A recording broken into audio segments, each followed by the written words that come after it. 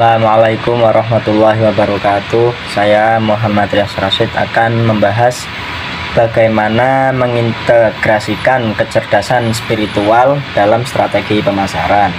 Mengintegrasikan kecerdasan spiritual dalam strategi pemasaran melibatkan pendekatan yang lebih mendalam, memperhatikan nilai-nilai dan etika.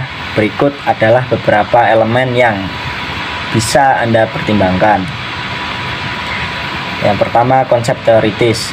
Kecerdasan spiritual mencakup kesadaran diri, nilai-nilai, dan tujuan yang lebih tinggi dalam pemasaran. Ini berarti memahami bagaimana produk atau layanan Anda dapat berkontribusi pada kesejahteraan pelanggan. Kedua, nilai dan etika. Membangun brand yang berlandaskan nilai-nilai spiritual seperti kejujuran, empati, dan tanggung jawab sosial. Ini dapat meningkatkan loyalitas pelanggan dan menciptakan hubungan yang lebih kuat.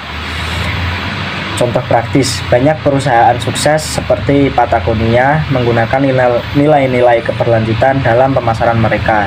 Mereka tidak hanya menjual produk, tetapi juga menyampaikan pesan yang lebih besar tentang perlindungan lingkungan.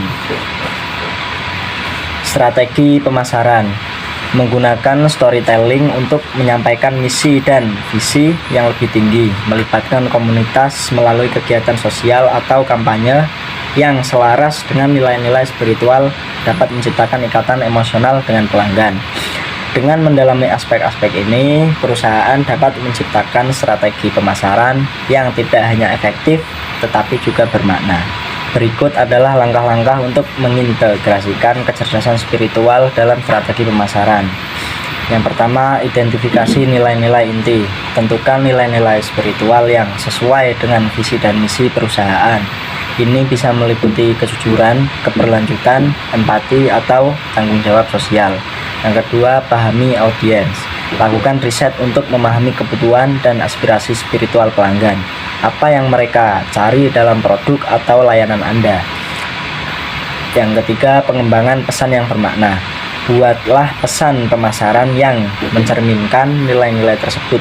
Gunakan bahasa yang menginspirasi dan menggugah emosi. Storytelling, ceritakan kisah yang mengaitkan produk Anda dengan nilai-nilai spiritual. Tampilkan bagaimana produk Anda dapat meningkatkan kualitas hidup atau membantu komunitas. Kemudian, keterlibatan komunitas. Libatkanlah pelanggan dalam kegiatan sosial atau lingkungan. Ini bisa berupa program CSR, seminar, atau workshop yang sejalan dengan nilai spiritual perusahaan. Kemudian, konsistensi dalam branding. Pastikan semua aspek branding dari logo hingga desain produk mencerminkan nilai-nilai spiritual yang telah ditetapkan. Selanjutnya, evaluasi dan umpan balik. Secara rutin, evaluasi efektivitas strategi. Dapatkan umpan balik dari pelanggan untuk memahami dampak spiritual dari pendekatan Anda. Kemudian, yang terakhir, pelatihan karyawan. Latih karyawan tentang pentingnya kecerdasan spiritual dalam interaksi dengan pelanggan, sehingga mereka bisa mewakili nilai-nilai perusahaan dengan baik. Nah, dengan langkah-langkah ini, perusahaan dapat menciptakan strategi pemasaran yang tidak hanya menarik secara komersial, tetapi juga memberikan dampak positif secara spiritual. Nah, mungkin hanya itu yang bisa saya sampaikan, kurang lebihnya mohon maaf. Assalamualaikum warahmatullahi wabarakatuh.